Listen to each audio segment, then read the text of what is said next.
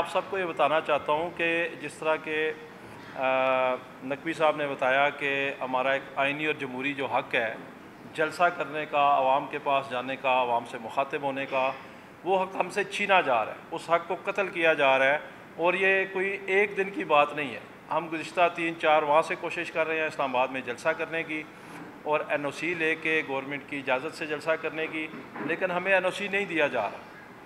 आप देखते हैं हम प्रोटेस्ट करते हैं। अभी हमने लास्ट ईद से पहले प्रोटेस्ट किया था और प्रेस क्लब के सामने, आपके मीडिया के सामने हमने प्रोटेस्ट किया था और आपने देखा कि हम वहाँ पे खड़े पुरअमन तरीके से प्रोटेस्ट कर रहे थे।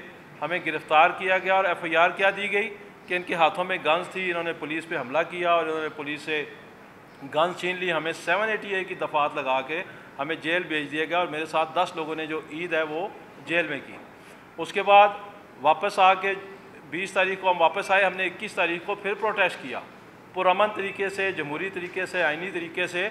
वहाँ तो हमारा पुलिस से आमना सामना भी नहीं हुआ और वहाँ पे भी हमारे ऊपर 780A लगा के एक और FIR दे दी गई। तो बेसिकली पाकिस्तान में गुज़िश्ता 2 साल से जो जमहूरियत का गला घोंटा जा रहा है, जो हक़ के राय दही का गला घोंटा जा रहा है, जो आपका आवाज़ उठाने का हक़ जो है वो उसका गला घोंटा जा रहा है। तो हमारा जो जलसा है जो कि ये मार्च से शुरू हुआ, रमज़ान में हमने इन्हें एप्लीकेशन दी कि हमें 23 मार्च के जलसे की इजाज़त दी जाए या 29 मार्च की, तो उसमें इन्होंने डिले किया। हम हाई कोर्ट में गए। जब हम हाई कोर्ट में गए, इन्होंने ना हमें 23 को दी, ना हमें 29 को दी। इन्होंने हमें NOC देने पे जो आमादगी ज़ाहिर की वो ग़ालिबन कोई अप्रैल की कोई डेट थी और वो 27वीं रमज़ान की शब बन रही थी। तो अब 27वीं शब को ईद से 2 दिन पहले, ख़ास तौर पे वो रात जो होती है वो इबादत की रात होती है, तो हमने 27वीं रमज़ान की शब को जलसा करने से एक्सक्यूज़ किया। हमने इन्हें कहा कि आप हमें ईद के बाद की कोई डेट दे दें। ईद के बाद हम फिर इनके पास चले गए। हमने इन्हें एप्लीकेशन दी, इन्होंने हमें जलसे की इजाज़त नहीं दी। हम दोबारा हाई कोर्ट गए और हमने इन्हें वहाँ पे 3 वेन्यू दिए थे। उन 3 वेन्यूज़ की बजाय इन्होंने अपनी मर्ज़ी से एक वेन्यू सेलेक्ट करके हमें शहर से कोई 22-23 किलोमीटर बाहर रवात में एक जगह हमें ख़ुद से सेलेक्ट करके दे दी कि आप यहाँ पे जलसा कर लें 8 जून को। हमने उस पर मीटिंग की और हमने उसमें फ़ैसला ये किया कि चूँकि उसकी कुछ वजूहात थी। एक तो वो CDA की अपनी जगह नहीं थी, एक दिफाई इदारे की जगह थी, दूसरा वहाँ पे पार्किंग की जगह कोई नहीं थी, तीसरा वो शहर से बहुत बाहर थी, चौथा उस वक्त वहाँ पे रोड अंडर कंस्ट्रक्शन था, तो आते जाते हुए बड़ी मुश्किलात थी। हमने उसको एक्सेप्ट नहीं किया। हम दोबारा कोर्ट में गए। अब दोबारा मुअज़्ज़ज़ हाई कोर्ट के पास बाबर सत्तार साहब के पास ये केस जो लगा वो 26 जून को इसकी हीयरिंग थी। उन्होंने पर्सनली तौर पे DC इस्लामाबाद को वहाँ पे बुलाया और इससे कहा कि आप इनको क्यों जगह नहीं दे रहे हैं इस्लामाबाद में जलसा करने की। उन्होंने कहा जी कि हम इनको तरनोल में जगह देने को तैयार हैं। हमने 4 वेन्यू मांगे थे जो हमारी फ्रेश एप्लीकेशन थी। उसमें हमने इनसे F9 park, Kashmir highway main G9 और परेड ग्राउंड, और चौथा हमने पेशावर और तरनोल चौक की हमने इनसे जगह मांगी थी। DC साहब ने हाई कोर्ट को ये बताया कि मैं इन्हें तरनोल वाली वेन्यू पे अकोमोडेट करने को तैयार हूँ। उसी वक्त हाई कोर्ट ने हुक्म दिया कि आप जाएं, प्रेसिडेंट इस्लामाबाद के साथ बैठें और इस मामले को सेटल करें। मुझे उसी वक्त कॉल की, DC ने अपने फ़ोन से मुझे फ़ोन किया और मुझे शुएब शाहीन साहब ने भी फ़ोन पे बताया। मैं 1:15 बजे 26 जून को DC के ऑफ़िस पहुँचा। वहाँ मैंने इन्हें कहा कि आप मुझे F9 पार्क वाला वेन्यू दे दें या कश्मीर हाईवे G9 पेशावर मोड़ वाला। उन्होंने कहा ये 2 वेन्यू तो मैं आपको नहीं दे सकता, मैं आपको तरनोल चौक वाला वेन्यू दे सकता हूँ। मैंने एग्री किया उसी वक्त। मैंने कहा ठीक है, हमने ख़ुद लिख के दिया हुआ है, हम तरनोल चौक मेन पेशावर रोड पे भी जलसा करने को तैयार हैं। उन्होंने मेरे साथ एग्री किया। उन्होंने मुझे कहा कि आप फ्रेश एप्लीकेशन लिख के ले आएँ। मैंने कहा आप मुझे आधे घंटे का टाइम देंगे, मैं लेटर हेड मंगवाऊँगा अपने सेंट्रल ऑफिस से और मैं आपको नई एप्लीकेशन लिख के देता हूँ। मीनवाइल उन्होंने ख़ुद मुझे कहा कि आप पुरानी एप्लीकेशन के ऊपर दोबारा मुझे लिख के दे दें। उन्होंने अपने ऑफिस रिकॉर्ड से जो हमने पुरानी एप्लीकेशन दी हुई थी वो उन्होंने निकाली। उस पर मैंने दोबारा से लिखा कि मुझे 6 जुलाई को आप तरनोल चौक मेन पेशावर रोड का वेन्यू दें और उस पर मैंने साइन किए। उसकी मैंने फ़ोटोकॉपी करवाई। DC साहब ने अपने ऑफिस से मुझे फ़ोटोकॉपी करवा के दी। मैंने उनसे कहा मैं अनाउंस कर दूँ। उन्होंने कहा आप बिल्कुल अनाउंस कर दें। मैं आपको जैसे ही मुझे कोर्ट का आर्डर, जो उसी दिन का आर्डर था कि हमारे साथ बैठ के इसको रिजॉल्व करें, उन्होंने मुझे कहा कि जैसे ही ये रिटर्न ऑर्डर हमें मिलता है मैं आपको इसका NOC जारी कर दूँगा विद SOPs। मैंने कहा जी गुड हो गया। अगले दिन 27 जून को मैंने उनसे रब्ता किया। उन्होंने कहा जी मुझे अभी तक रिटर्न ऑर्डर नहीं मिला कोर्ट का, जैसे ही मिलेगा मैं आपको इसका NOC जारी कर दूंगा। 27 जून को मैं ख़ुद उनको मैंने वो ऑर्डर कोर्ट का व्हाट्सएप किया। मैंने कहा जी ये आप ऑर्डर ले लें और आप मुझे इसका NOC जारी कर दें। उसके बाद उन्होंने मुझे रिप्लाई नहीं किया। 28 जून को फिर मैं उनके ऑफिस गया, वहाँ मैंने उनसे मुलाकात की। मैंने कहा आपने कोर्ट में ख़ुद कहा था, हाई कोर्ट में, कि मैं इनको तनोल का वेन्यू देने को तैयार हूँ। आपने मेरे साथ एग्री किया, आपने मेरे से पुरानी एप्लीकेशन पे नए सिरे से लिखवा के आपने मेरे से सिग्नेचर लिए हैं, तो अब आप काइंडली मुझे NOC दें। मुझे उस वक्त डी साहब कहते हैं कि वो एक डिस्ट्रिक्ट कोऑर्डिनेशन कमेटी है हमारी उसकी मीटिंग अभी नहीं हुई, जैसी उसकी मीटिंग होगी मैं आपको NOC जारी कर दूँगा। आज हम आपको ये बताना चाहते हैं 2 जुलाई को हम आपके सामने बैठे हैं। इतने बड़े जलसे के लिए कम से कम 7-8 दिन की तैयारी चाहिए होती है। हमारे पास टोटल 3 दिन बचे हैं, बल्कि एग्जैक्टली 2 दिन बचे हैं, और इन 2 दिनों में हम किस तरीके से जलसे की, इतने बड़े जलसे की तैयारी कर सकते हैं। लेकिन बहरहाल हम जलसा करने को तैयार हैं, हम जलसा करेंगे इंशाल्लाह। हमें कोर्ट में DC ने ख़ुद बोला है कि आप तनोल चौक में जलसा कर सकते हैं। हमने इसके साथ जाके बैठ के इसने एग्री किया, इसके कहने पे मैंने अनाउंस किया।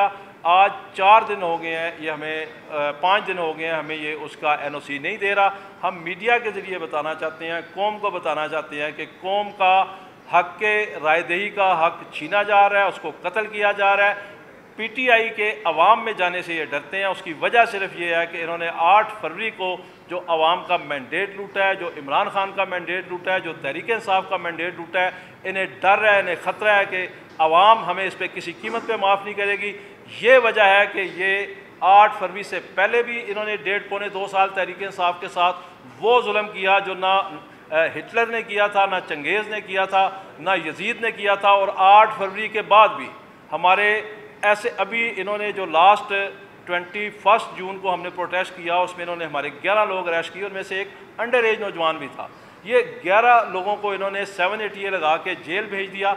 हम कौम को ये बताना चाहते हैं कि इस्लामाबाद जैसे शहर में जो दारुल खिलाफा है इस मुल्क का, हमें बोलने की आज़ादी नहीं दी जा रही। हमें लोगों से मिलने की, लोगों से बात करने की, लोगों को अपना पैगाम देने की वजह क्या है? कैदी नंबर 804 से ये डरते हैं, तहरीक इंसाफ से डरते हैं, इमरान खान के बयानिए से ये डरते हैं। इन्हें खौफ है इस बात का कि जिस वक्त तहरीक इंसाफ को इजाज़त मिली जलसे की, ये कोई छोटा जलसा नहीं होगा, ये लाखों का जलसा होगा। इसमें पिंडी, इस्लामाबाद, KPK से भी लोग आएंगे, पूरे पाकिस्तान से इस जलसे में लोग आएंगे। ये डरते हैं इमरान खान की पावर से, अवाम की पावर से, अवाम की आवाज़ से। हम आज मीडिया के ये बताना चाहते हैं, हमारी पूरी तैयारी है 6 जुलाई के जलसे की, और इंशाल्लाह ये जलसा अवाम की मदद से अब इसको हम कामयाब करेंगे। बिस्मिल्लाहिर्रहमानिर्रहीम। आप हजरात ने इस जलसे की तारीख़ सुन ली कि क्या खिलवाड़ हो रहा है और हकीकत क्या है। अब बात जो है वो अज़म की हो गई है, और ये अज़म इनको हज़म नहीं होगा। हमारा अज़म मुकम्मल है, परमिशन और नो परमिशन। जलसा इज़ ऑन। जलसे की थीम 804 ने पुकारा, हकीकी आज़ादी हक हमारा, चलो चलो तनोल चलो। ये जलसा होगा, शाम 6 बजे का दावत है, पुरअमन होगा, एक ईंट कोई नहीं उठाएगा, अलबत्ता फूल लेके आएंगे जो पुलिस को, फौज को, रेंजर्स को हार भी पहनाएंगे, इससे कि वो भी हमारे भाई हैं और वो भी यही चाहते हैं कि पाकिस्तान में हकीकी जमहूरियत आए, पाकिस्तान से फाशिज़म ख़त्म हो, अवाम का जो राइट दिया गया है आइन के अंदर। इससे कि ये जलसा सिर्फ तहरीक इंसाफ का नहीं है, ये जलसा इत्तेहाद का है। इसमें हमारे साथ दूसरी जमातें भी शामिल हैं, MWM भी शामिल है, सुन्नी इत्तेहाद कौंसिल भी शामिल है, और दीगर जमातें, महमूद खान चकज़ई साहब की जमात भी शामिल है, और हम दावत बाकी जमातों को भी देंगे। इससे कि यहाँ हम बात कर रहे हैं आइन की बालादस्ती, और आज जो कुछ सुप्रीम कोर्ट में हुआ उसमें एक बड़ा प्यारा जुमला कहा गया, इनफैक्ट दो बड़े प्यारे जुमले कहे। एक प्यारा जुमला कहा गया कि एक कॉन्स्टिट्यूशनल इदारे ने एक अनकॉन्स्टिट्यूशनल काम किया है, क्या सुप्रीम कोर्ट अपनी आंखें बंद कर ले? और दूसरा कहा गया कि पूरा प्रोपोर्शनेट रिप्रेजेंटेशन का प्रिंसिपल क्या है, हिस्सा बतौर जुस्सा। ये तो समझा दो जिस जमात की 0 सीट हो उसको 2 माइनॉरिटी की सीट कैसे मिल जाए। ये इस मुल्क की जमहूरियत के साथ खेल खेला जा रहा है। ये खेल कौन खेल रहा है?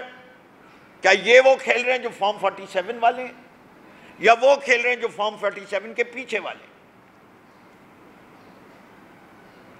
नाम लूं तो बेखौफ व खतर ले सकता हूं, फायदा कुछ नहीं।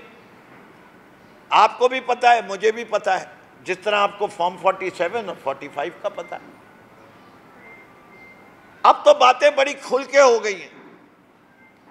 पाकिस्तान को इस्तेहकाम देना है तो जितने इदारे हैं पाकिस्तान के, उन सबको आईनी हदूद के अंदर रहते हुए काम करना है। चाहे वो सियासी जमातें हों, चाहे वो इलेक्शन कमीशन ऑफ पाकिस्तान हो, चाहे वो सुप्रीम कोर्ट हो, चाहे इस मुल्क की मिलिट्री एस्टेब्लिशमेंट हो। कॉन्स्टिट्यूशन जिन लोगों ने तोड़ा, तहरीक-ए-इंसाफ उनका पीछा करती रहेगी। आइन तोड़ने की कोई बख्शिश नहीं। बाकी हर चीज माफ करने को तैयार है। यह भी वादा करने को तैयार है कि किसी के खिलाफ हम कोई एक्शन नहीं लेंगे। लेकिन जो लोग आइन के साथ खिलवाड़ कर रहे हैं या उसको रद्दी कागज समझते हैं, हम आइन की violation, playing with the constitution, court of law में साबित करेंगे और सदा कोर्ट ऑफ लॉ देगा। जलसा होगा, जलसा होगा। ये हमारी जमात के youth, women wing, labour wing, mother party, हमारे इत्तेहादियों की, उन सब का ये फैसला है कि कम वक्त में, क्योंकि हमने हर वो इक़दाम लिए जैसे कि आमिर मुग़ल साहब ने बताया, जो कि एक पार्टी हद्दुल इम्कान जितनी कोशिश कर सकती थी उसने की।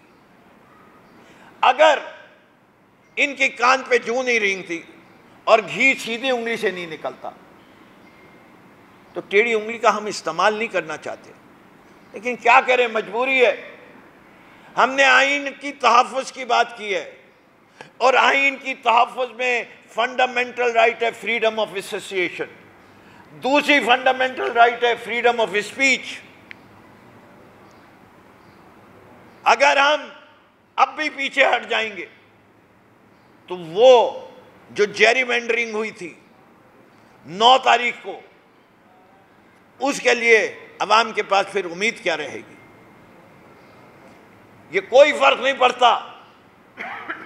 लोगों को इस बात का यकीन होना चाहिए कि इस जमाने में भी एक हुसैन है, और उस हुसैन जो इस जमाने का हुसैन है और जहां उन असूल की अक्कासी कर रहा है कि मैं गर्दन कटा दूंगा, हक से नहीं हटूंगा, वो कैदी नंबर 804 है।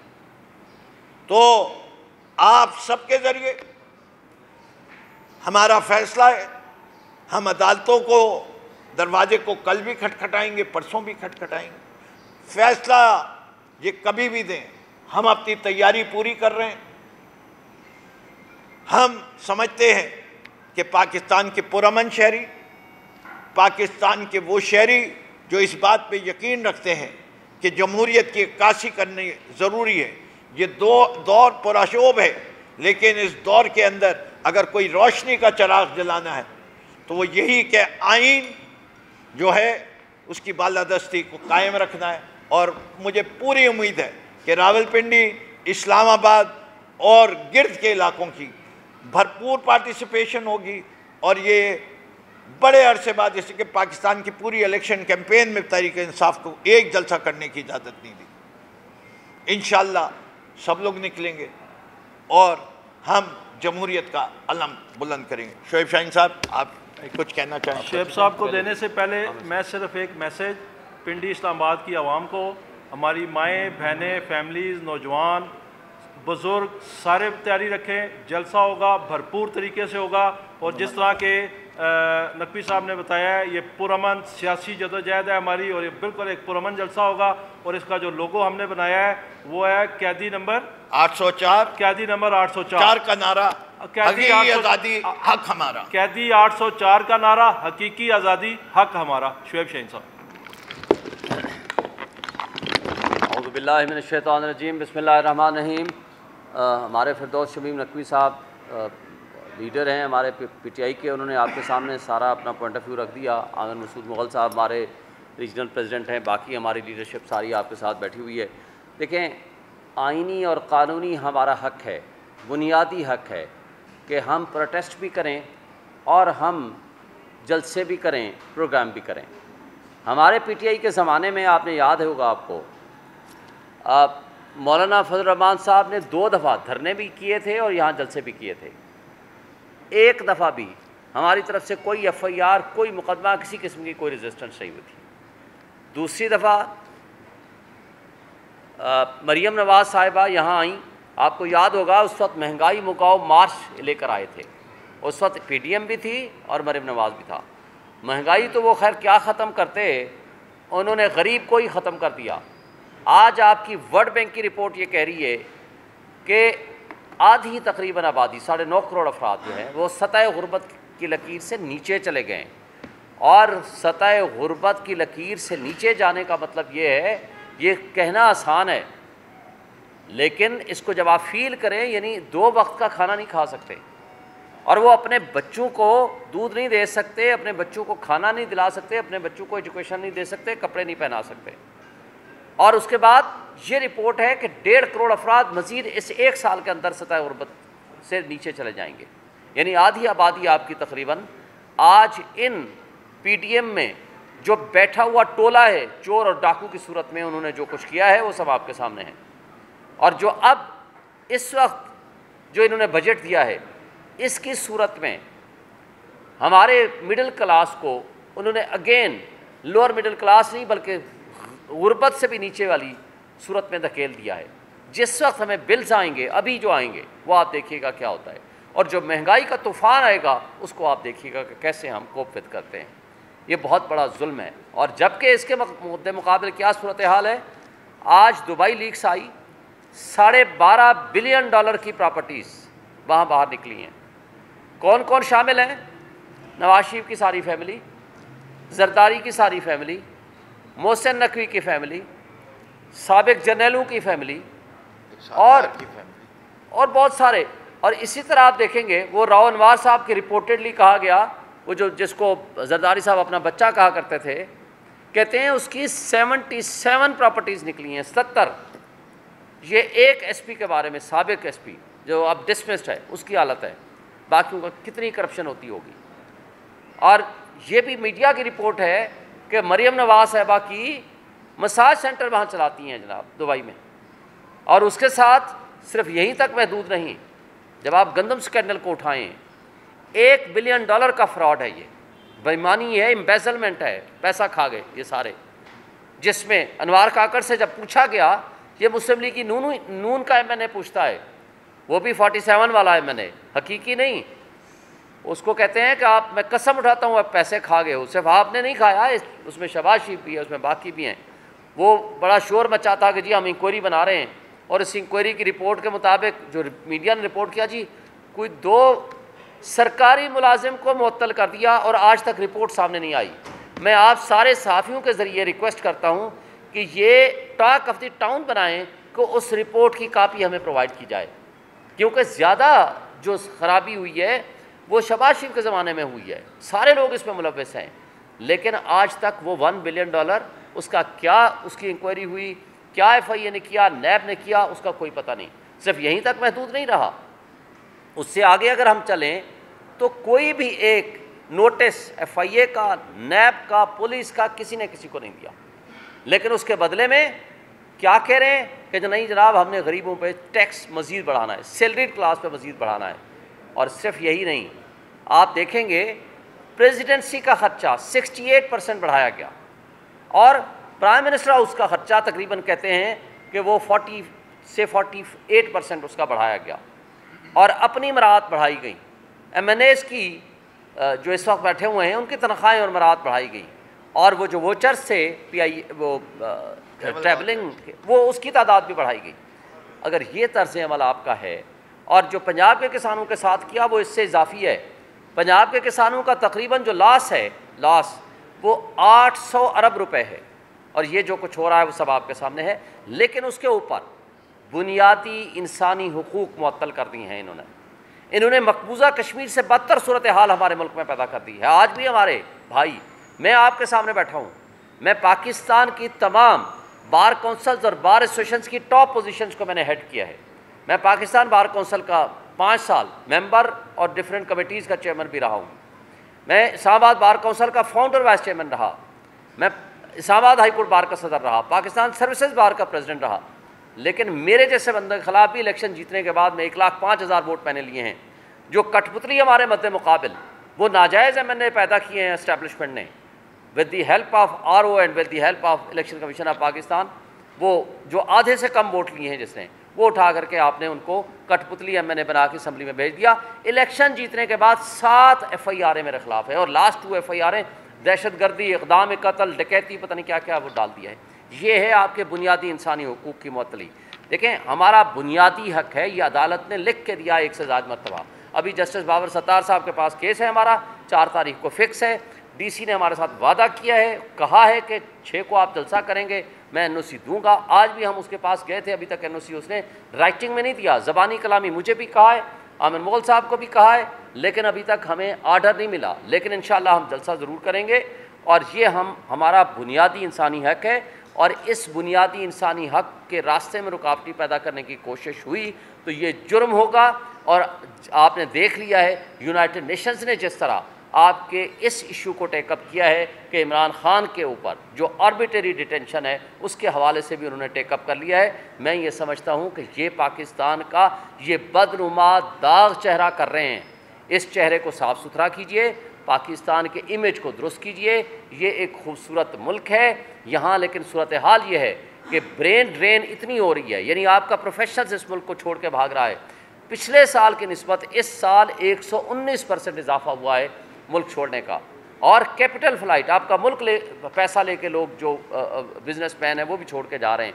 लेकिन उससे ज़्यादा ज़रूरी यह है कि इस मुल्क को ज़िंदा लोगों के रहने की जगह बनाने दें। खुदा के लिए यहाँ के 25 करोड़ आवाम पे तरस खाएँ और यहाँ रहने दें, यहाँ ज़िंदा रहने दें और जीने दें। शुक्रिया। कोई सवाल किसी का?